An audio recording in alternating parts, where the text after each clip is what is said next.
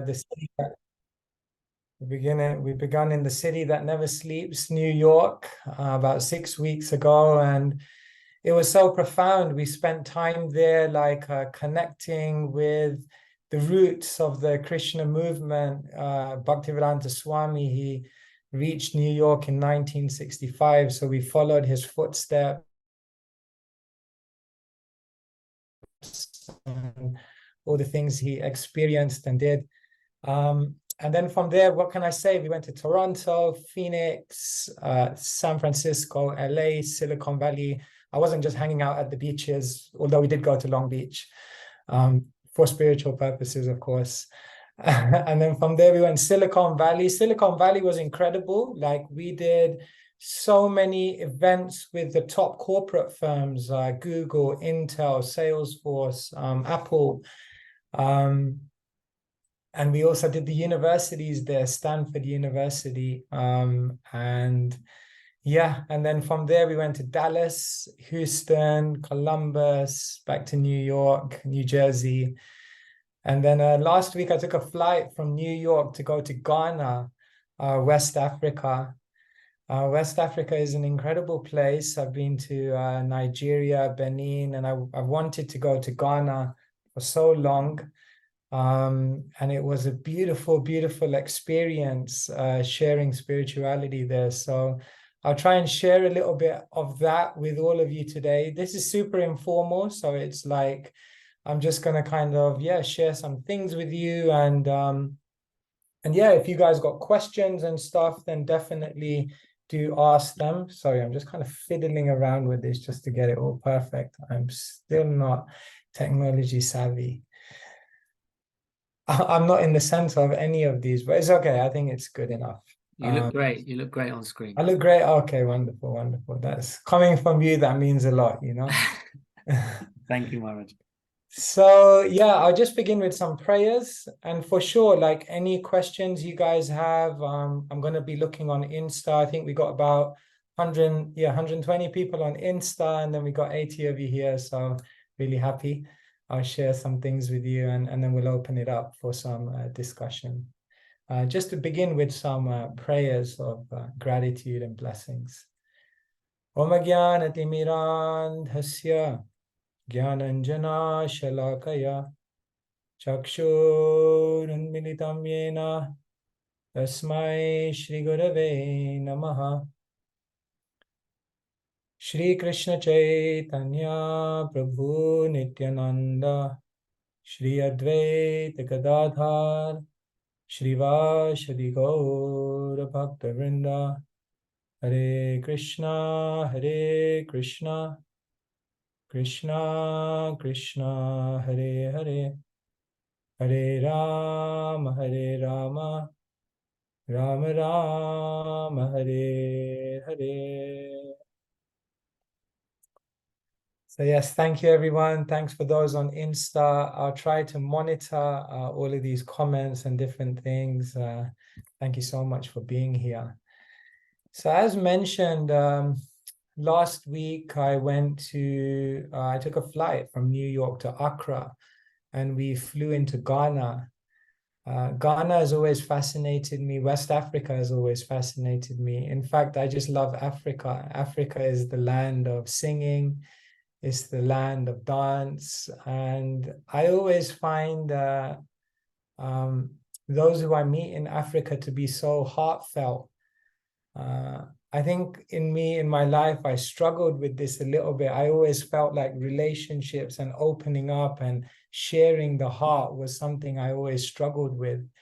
And I find that just being around people who have that openness and that exude that love is always very, very nourishing. So I decided to go and spend some time there. And West Africa is also very special for me because one of our spiritual leaders in the Hare Krishna movement, his name was Bhakti Tirtha Swami. And he actually, unfortunately, left this world just under 20 years ago. But he was one of the pioneers of the spreading of spirituality and the Bhagavad Gita in Africa. And him as a personality, he always fascinated me. I remember the first time I saw him, and for those of you who don't know Bhakti Tirtha Swami, I encourage you after this call to get onto YouTube and hear him speak, hear him sing, and just look at his demeanor. The first time I saw him was in 1999. I was studying at university, and there was a Krishna festival at the university, and it was entitled Spiritual Warrior. So I wasn't quite sure what to expect. So I turned up to this festival, and lo and behold, as I came in, this effulgent personality, this African Swami, just kind of walked into the room. And I was almost like, okay, now I know who the spiritual warrior is. Just his being was so powerful. And I always tell people, when I met him, 3 things stood out about me. His smile, his oh look, it's coming up. Funny. His smile, his dance, and his laughter. These things, just like, sometimes I feel like the most deep aspects of spirituality are communicated in the most basic things. And so these 3 things stood out. I was like, who is this person? And it was funny because I was reading a book just prior to that, meeting him. And in that book, it said, never trust a holy man who doesn't know how to dance. And he for sure knew how to smile, laugh, and dance. He just looked like a happy person. I was like, I don't know what he's on. I don't know what he follows. I don't know what he does every day, but he's definitely doing something right, because this person is just happy. So it blew my mind. But then what happened is his laugh, his smile, and his dance attracted me for sure. But when he spoke, that for me was just like so amazing. Because when he spoke, he started to present spirituality in a way that I had never conceived of. And if I was to sum it up in 3 things, he shared spirituality as something which was non-sectarian, as something, I don't know, this thing keeps coming on, what to do. As something non-sectarian, as something which was non-sentimental, and as something which was non-judgmental. And for me, this was like, this just touched my heart. The first thing is when he started speaking about the Bhagavad Gita, it was just like he started speaking in such a universal language. He was talking about the power of sound vibration, the power of the divine names of God. And then he just kind of quoted the Quran, and he was like, yes, and in the Quran, Muhammad says, glorify the name of your Lord, the Most High. And I was like, wow, he's quoting the Quran. And then he would quote the Romans, and he would say, like, yeah, in the Romans, St. Paul says, everyone who calls upon the name of the Lord will be saved. And then he started talking about the Buddha. He said, the Buddha declared, anyone who calls upon the name will come to me after death. And it was just quoting from all these religions. And I was like, wow, I had never seen someone present spirituality in such a universal and non-sectarian way. He wasn't professing a religion. He wasn't professing one country or one tradition over another, but he was just encouraging everyone to be just like connected. And it reminds me, because in the Bhagavad Gita, Krishna, what he says is that there's different types of knowledge. And the type of knowledge by which one sees an division or one separates, that type of knowledge is said to be a lower type of knowledge. But that type of knowledge which allows one to see unity, allows one to see harmony, allows one to see that there is commonality. That type of knowledge is a higher type of knowledge. And so I was just so touched by that, because I was always thinking when I was a kid, like, if there are so many, if there's only one God, why are there so many religions? And here he was just blasting that out of the stadium, because he was just saying they're all teaching the same thing and they're all aiming towards the same thing. And if we do them with sincerity and purity, the label, the designation, the tradition doesn't actually matter that much. We have to get to the essence. And so for Bhakti Tirtha Swami, spirituality was non-sectarian. But then he went a step further, and he just then started teaching about how spirituality is non-sentimental. Bhakti Tirtha Swami, he started something called I Fast, which stands for, I like acronyms, as you know, so like I thought this was a good one. I Fast, Institute for Applied Spiritual Technology. And I was like, spiritual technology? What spiritual technology? And he just started to combine science and spirituality. He just started to present the Bhagavad Gita not as a religion or as a belief or as a faith, but as a spiritual science. And then he just started making these statements. He was like, faith is essential. We need faith in everything. It's not just spiritual people that have faith. Everyone has faith. But then he said, faith is rational. It's not that we just have some blind faith in this spiritual teaching and then we just hope for the best. It has a logical and rational basis. And then he said, no, and also faith is beautiful, because faith in spiritual technology and practicing and becoming a spiritual scientist will awaken and open your consciousness up to realities that you previously had no access to.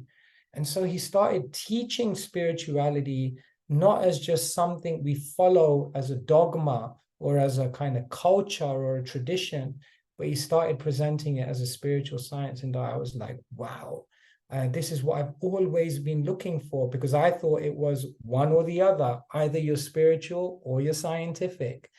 And he just brought those two worlds together seamlessly and started talking about spiritual technology.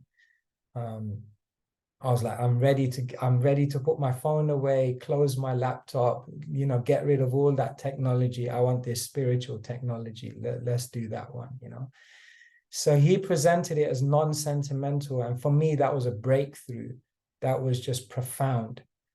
But then the final nail in the coffin, if you can say it like that, in a good way, was that he just presented spirituality as something non-judgmental.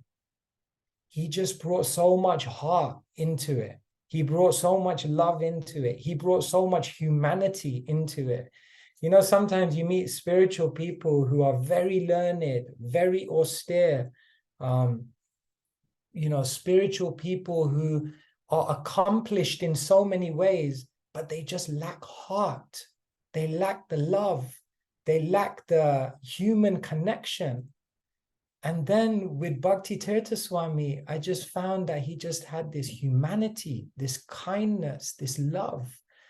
I feel there were two people in my life who, when I came in the immediate vicinity of, just exuded love. One of them was Bhakti Tirtha Swami, and another one, which some of you may or may not know, was another very, very famous and celebrated individual in our movement called Yamuna Devi. I had the opportunity to drive her once. And just by being like in her vicinity, there was so much love, compassion, acceptance, kindness. And Bhakti Tirtha Swami was the same. There was no judgment. There was no bringing people down. He had such an encouraging and empowering and inspiring presence. And for me, like, if you're around a spiritual person, or if you're around a spiritual teaching, or if you're around a spiritual place, but it doesn't encourage you, it doesn't empower you, it doesn't inspire you, then somehow or other we've lost the essence of it. And so Bhakti Tirtha Swami just had this non-judgmental approach, and I was like, wow, he's just satisfied like everything. He's presented spirituality as non-sectarian, he's presented spirituality as non-sentimental, and he's teaching spirituality in a completely non-judgmental way. And therefore, Bhakti Tirtha Swami just reached so many hearts. And once he made a statement, actually. He said, the goal for a spiritualist is to touch as many hearts as they can in this lifetime. And so I always kept that as a quote on my, wherever I go. Try to touch as many hearts as you can. And he went to the most difficult places. He went to the communist countries, behind the Iron Curtain. He risked his life. And he also came to Africa, and he particularly came to West Africa. And he came in a place where it was not easy to bring in another type of spirituality that people weren't familiar with. But he started teaching it, non-sectarian, non-sentimental, non-judgmental.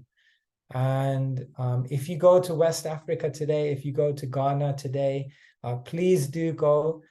You'll have such an inspiring experience to see the kind of communities and the kind of connections that he's made there. It's just absolutely phenomenal. And so today I just wanted to kind of open this up with you, this way of teaching the Gita, which is what we're basically trying to do in Think Gita, is we're trying to present Krishna consciousness, and we're trying to present the Bhagavad Gita as a non-sectarian book, as a non-sentimental book, and we're trying to build a community in which there's like no judgment, but we just look at everyone and we really try to empower and inspire and elevate and uplift them. And so Ghana was very educational in that way for me. And I hope to keep going back to Africa again and again. When they dance, they go all in. In one of our spiritual literatures, it said that you should dance without any kind of self-consciousness, like self-inhibition. Like sometimes we're dancing, we want to dance, but we're kind of just making sure like everyone can, appreciate what I'm doing here. But when you just let go, it's very, very beautiful. So we experienced a little bit of that in the last week. And here we are back in London, and I'm also happy to be here. Somehow life is involving a lot of traveling nowadays, so moving from place to place. But it's so nice that we're building a community here around the Gita. And yeah, we did a lot of media programs in Ghana as well, and we went on national television, and we met with you can check it out on the internet. There's a podcast coming out with someone called Mom Grace. You can check her out, Maame, Grace, Grace. And she was a real live wire. She was a Christian pastor, and she still considers herself a Christian, but she's just so open to learning about spirituality. Like sometimes I think when I start speaking, I get some energy, but she just she blew me out of the stadium, like she was really powerful. But we had a great conversation, so you can check that out as well. So yeah, I'm just happy to be with all of you. I'm kind of checking out now whether there's like any questions. I guess you can put your questions on the chat if you have any. And I'm just going to kind of look. So on Zoom so far, I don't, please put in your questions on the Zoom. And what I'm going to do is just scroll through the IG. Oh, there's a tab for questions. Yeah, perfect. Okay, here we go. There is some questions on Zoom, on IG. And for those of you on Zoom, please ask your questions as well. I've now opened the question tab, so I'm looking at it. So on IG, Raj is asking, I've just put it up there. What have you seen as a common thread across the various places you've just visited with regards to applying the Gita in a practical way? Yeah, thank you so much. Well, it just, every time I go out into the world, every time I hear the questions that people are asking me, every time I hear about what they really desire in their life, it just keeps on confirming to me again and again that people just want and need and desire and are looking for the knowledge of the Bhagavad Gita. So every time I go to a place, like I was in North America and I was there for the first time, and whatever I do, the first thing I always ask myself before I open my mouth is I ask myself, what are the needs? What are the interests, and what are the concerns of the people here? I really, really am a strong believer in this, that too many times we communicate without hearing, and not just hearing, but really seeking to understand people in a deep way. And when I was traveling through North America and also Ghana, and I was just thinking, what do people need? What are their interests? What are their concerns? I really, it just keeps confirming to me every single time that whatever they're looking for can be found in the Bhagavad Gita. So, so that was obviously reassuring and reaffirming. And I guess what also occurred to me this time on this trip was that you can speak about anything through the Bhagavad Gita. So this time we were speaking to corporate, speaking to doctors. We were at OSU, Ohio State, with all the doctors and the medics there. We were at Stanford University. We went to Princeton, and we were just, they were giving us different topics, and I was just like, yeah, we can speak on this through the Gita. So that was just, yeah, really life affirming. So yeah, I'm just trying to do it, just trying to understand it, live it, breathe it, and then share it, and hopefully it's working. We've got some good feedback, so I think it's working. Okay, so let me take a question from okay, let's do another one from IG. This is Deva Huti. Thank you for your question. She is asking, how can fault finding be stopped? Yeah, Bhakti Tirtha Swami, as I mentioned, was so non-judgmental. And our tendency is always to be so judgmental of others. Some of you have heard me say this. I say, we're lawyers for our own mistakes, but we're judges when it comes to other people's mistakes. So we have this kind of tendency of always seeing the bad, judging others. But what I realize is that when you judge others, you don't develop yourself. You don't actually develop that person, and you don't actually develop the relationship. When you judge others, your own consciousness goes down, because whatever you meditate on becomes prominent in your own character. You don't help others, because even the German teacher said, Goethe, he said, treat a person as they are and they will remain as they are, but treat them as they can and should be, and they'll become what they can and should be. And so you don't help others when you judge them, and you don't help the relationship, because perhaps the most important quality in a relationship deepening is acceptance and empowerment, and judgment goes completely contrary to that. And so how do we stop judging? I think the first thing is, don't judge unless you need to.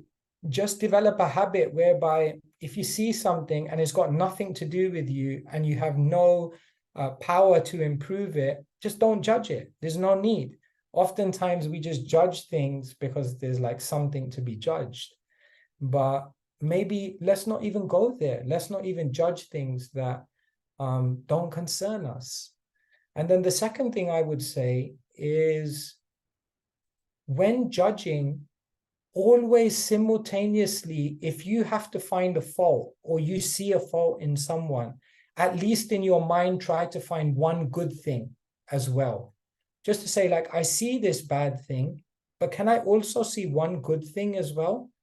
And just that, tempering that vision helps you to keep what you see as wrong in perspective. So I would say also try to do that. And the third thing I would say to avoid judging is communicate more.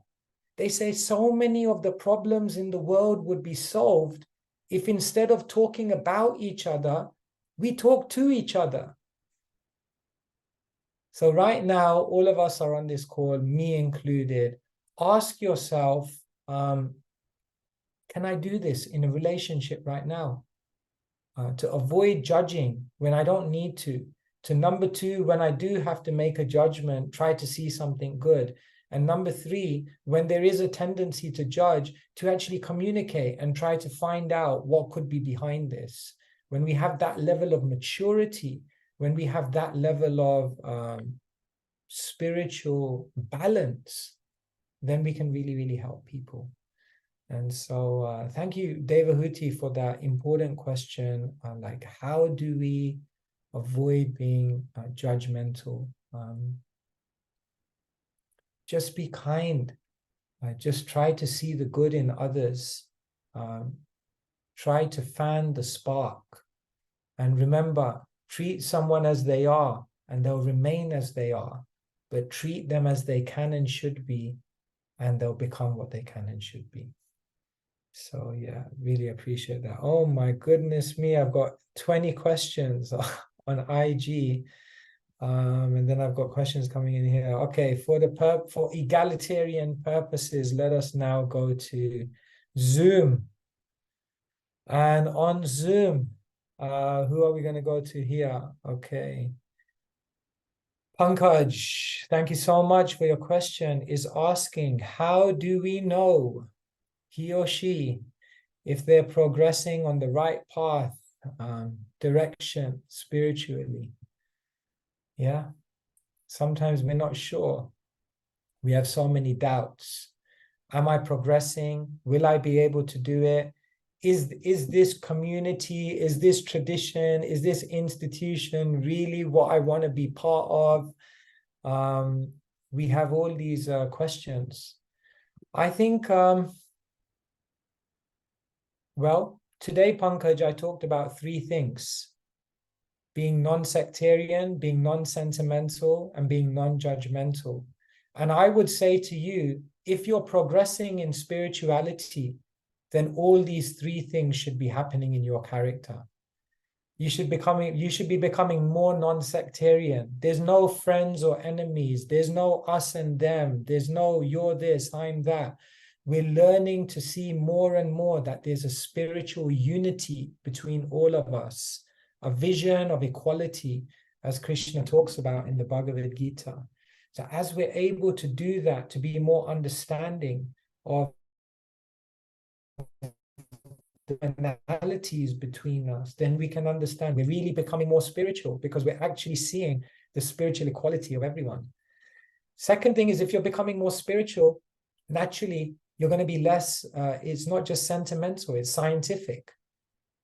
Because you're actually perceiving changes in yourself. The greatest proof that this works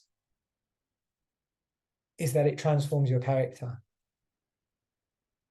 You become the best version of yourself. you start developing all these qualities you've always wanted. And yeah, there's some envy left, and there's some greed, and there's some pride. But we're changing, we're transforming. We're actually becoming the best version of ourselves. And I think if people practice spirituality, but their character doesn't improve, I would humbly suggest that perhaps then we're tending more to the religious than the spiritual. Because if this is really working and you're really progressing, we should be changing. And so it's a good measure, like after you've been practicing for some time, to go back to your old friends and be like, if they say like, you're different, that's probably a good sign. You're changing, you're evolving. And the third thing I would say, Pankaj, is that if you're really spiritually progressing, then you'll become more non-judgmental. You become more positive of others. You won't be in competition. It's not like, oh no, that person's successful, I'm therefore, oh no. No, you're happy for others. You actually can have deeper relationships.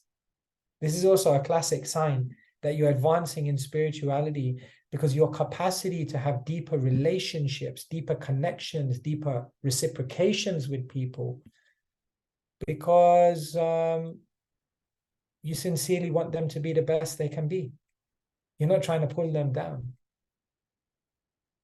After coming to Krishna consciousness, it actually occurred to me how much we try to pull people down. It was so scary for me when I actually began looking at my character, how in small and sometimes even bigger ways, we're always trying in material consciousness to bring someone down, because we have an inherent insecurity within us that wants us to be that little bit better. And in Krishna consciousness, it's very humbling, like I have to face that. And then after some time, as you practice this burden of having to be that little bit better than everyone, and this liberation of just being happy when other people are successful, because you just become more non-judgmental, is so beautiful. It's like, this is real freedom. So I think, Pankaj, I could answer your question in many ways, but in the context of today, if you're progressing on the path, these three things will happen. You'll see it. And yeah, I'm sure it is happening to you. So thank you so much. Thank you very much. Thank you. Thank you, Pankaj. Okay, let me go to okay, somehow I just pressed one there. So let me just read this one then. So Omkar, thank you for your message, is asking if those senior to you people, your leaders or your teachers or those you hold in reverence, are stopping you from growing, what should you do? What should you do if people who you look up to, or people who are supposed to be protecting you and empowering you, are the ones who you feel are limiting you? The first thing, as I would say, Omkar, is be patient, reserve judgment. When a parent tells the child no sweets, you think like, why are you limiting me? Why are you blocking me? Why are you like, like not allowing me to freely express myself? But then later on, when you're older, you realize, no, it was good that they restricted me, because from certain restrictions, they were opening me up to newer worlds. So I would say, Omkar, don't be too quick to judge. They say we live in an age of extreme skepticism. They say leaders do questionable things and followers question everything. So it's very difficult to have this relationship with a teacher or a leader, because there's so much skepticism. But give it a chance, just see whether there may be a reason for them seemingly holding you back. The second thing is, I would say, speak. it's not that now we're in spirituality, you have a guru or you have a leader, and it's like you can't speak to them, you can't open your heart. No, it's very interesting. In Vedic relationships or Vedic culture, every relationship has one ingredient in them, and that is friendship. It doesn't matter if someone's your guru, there's friendship. It doesn't matter if someone's your parent, there's friendship. It doesn't matter if someone's your spouse, there's friendship. And it doesn't matter if someone's your student, you're friendly towards them. Friendship is a common ingredient in every relationship. And therefore, even with a superior, there should be a mood of friendship. And that means open your heart, be honest. And if you have leaders and teachers who you can't be open with and honest with, it may not be a very, very healthy relationship. So make sure you always have that friendship with whoever is guiding and leading you.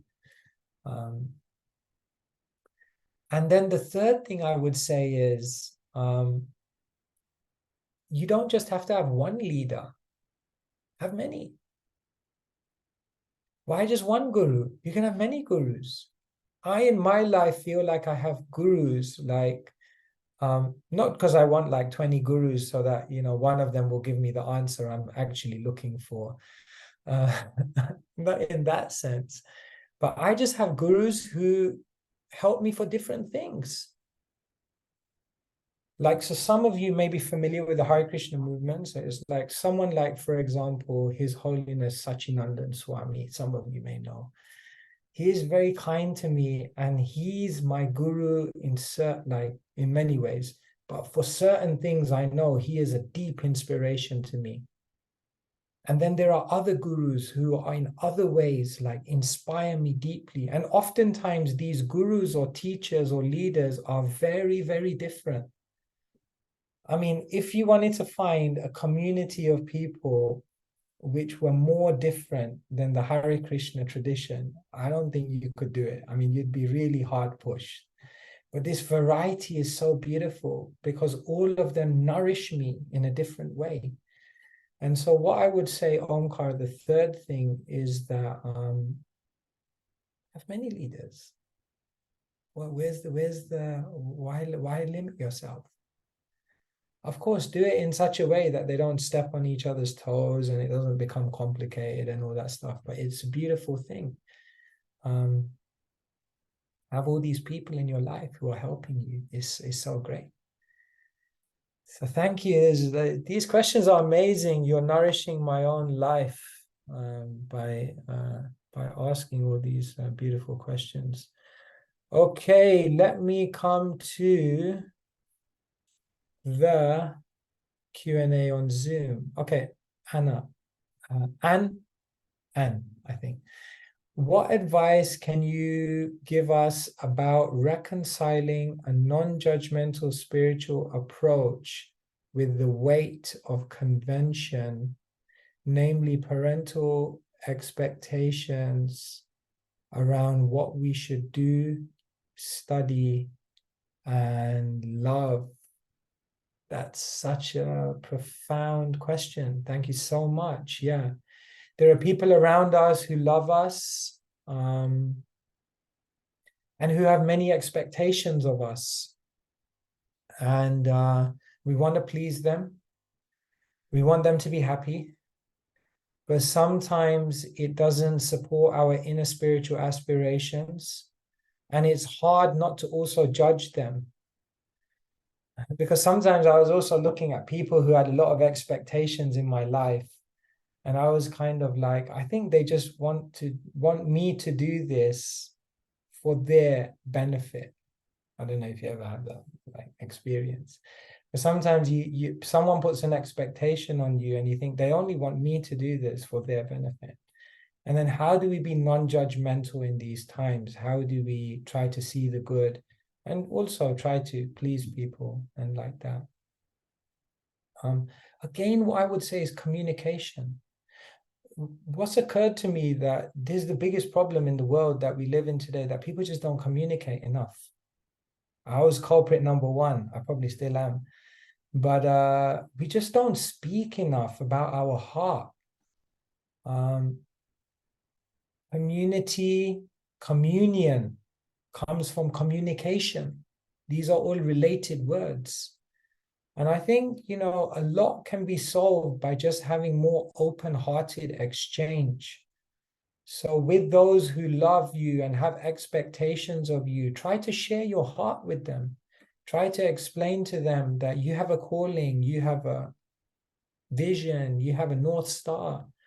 And try to also see how perhaps what they want and what you want can be integrated and intertwined, and that they don't have to be mutually exclusive. Try to find, as they say, a win-win, whereby you can fulfill them and at the same time follow your aspiration. But it's tough, it's hard. Sometimes what can I say? I have to be honest with you here.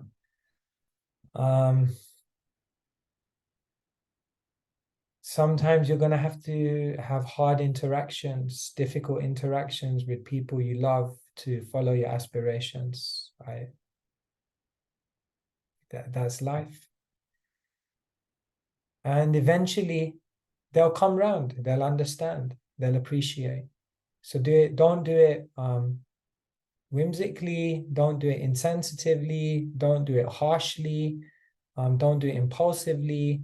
But sometimes you have to do it assertively, and you have to follow your dreams, knowing that the goal of my life is not just to make decisions which will make people happy now, but make decisions which will serve them and the world in the long term. And that sometimes means making hard decisions. Good luck.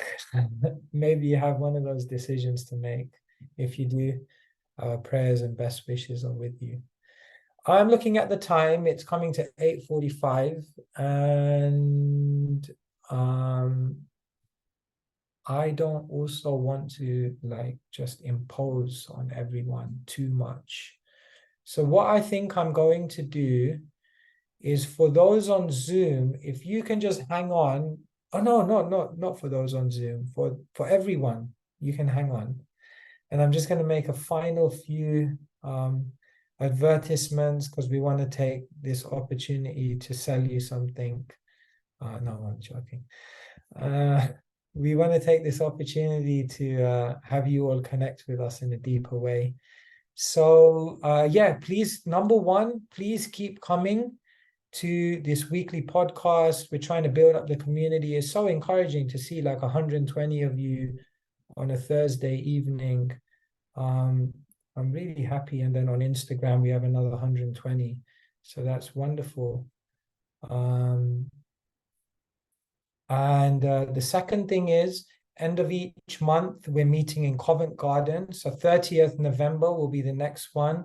If all goes well, I hopefully will be there with all of you. You'll be there with me. We'll be there together, and we'll have some good discussions there. And we have an Christmas event coming up soon. And we do have a trip to India in January. So if any of you guys are available in January, then there's a trip going to, I think it's the Govardhan Eco Village and some other places. There is just one other thing we want to do this evening is, as we know, the world is such a volatile place.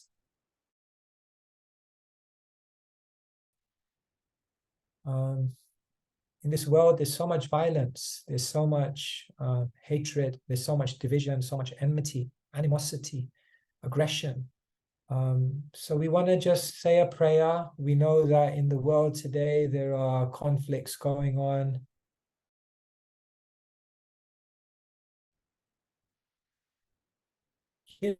Like we sit here on this side, sometimes for me, it's just a news item, oh, there's a conflict going on around the world. But people's lives are being destroyed. It's crazy. People are being bombed, innocent people.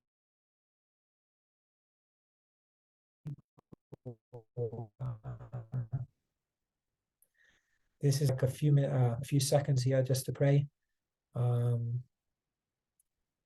That there can be peace in the world, there can be more spirituality, there can be more non-judgmentalism, and that we in deathbed won't seem that significant at all. So yes, let us make a prayer, especially for the conflict in Israel and the Palestine. That everyone can be safe, happy, unified, and there can be peace and harmony again very, very soon. So thank you everyone for coming. It's so beautiful to be with you. Thank you to all of you who joined on IG. I'm sorry I couldn't monitor all the comments and give you all the shout outs. I'm just like in between two worlds here. And thank you to everyone who came on Zoom. I don't know, I hope I can serve all of you better. We're all living so we can do more giving. So let's just keep living and giving to each other. Hope to see some of you. I'm here in London now, so I hope I'll be able to catch some of you in person and connect, and we'll meet along the journey somewhere. And I'll just hand over to Raj or Sarge and Raj, to see whether there's anything you guys want to say. But just before you do that, I'm just going to say to everyone on IG, because they won't hear you on Zoom. Thank you to everyone on IG. You've guys been here all the way through. Thank you so much. I'm now going to log off IG, get onto Zoom for the last 2.5 minutes if you like. Otherwise, we'll see you soon on IG. And yes, Sarge, please go ahead. Signed off. Thank you so much for sharing those wonderful insights, Maharaj. I don't know, I think everyone can agree that we were all taking notes on some of those reflections, and it was really nice to hear about Bhakti Tirtha Swami and his effect and spiritual warrior as well. So thank you for sharing those. You've already said these, but I'm just going to echo some of the upcoming events. We've got Nitya Shekhar Prabhu, who is joining us in Covent Garden next week at the in-person event, and he's talking about love. And then yourself, Maharaj, will hopefully be joining on the 30th of November in Covent Garden. And there's links to all of those events and the retreat, which we have a final few spaces on in January. So we hope to either connect with you online or in person. There's plenty of opportunity for us to connect in a meaningful and spiritual way in the coming weeks. So please join us. And it's so fantastic to see the community growing every week. So thank you for joining us this evening, Maharaj. Thank you, everyone. Yeah, wishing you all the best. Stay safe, stay warm, stay cool, depending on where you are in the world. And yeah, look forward to catching up with all of you very, very soon. All the best.